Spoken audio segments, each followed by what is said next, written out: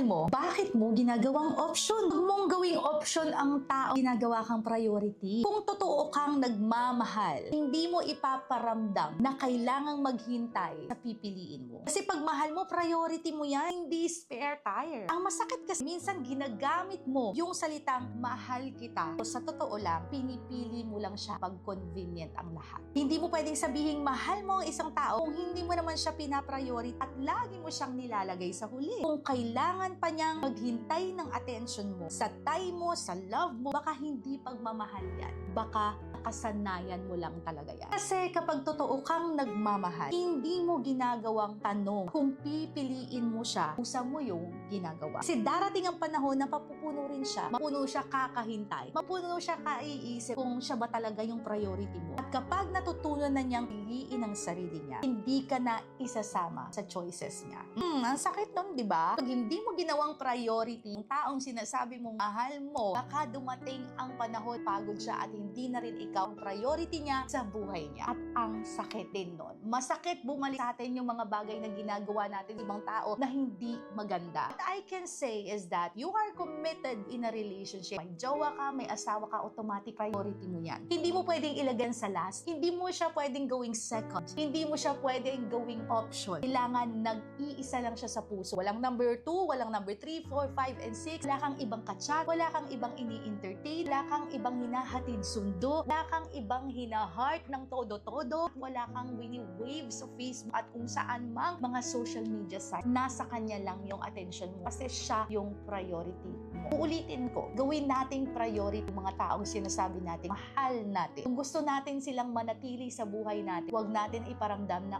option lang sila. Kasi yung mga taong nararamdaman, option lang sila, papagod din, nagsasawa.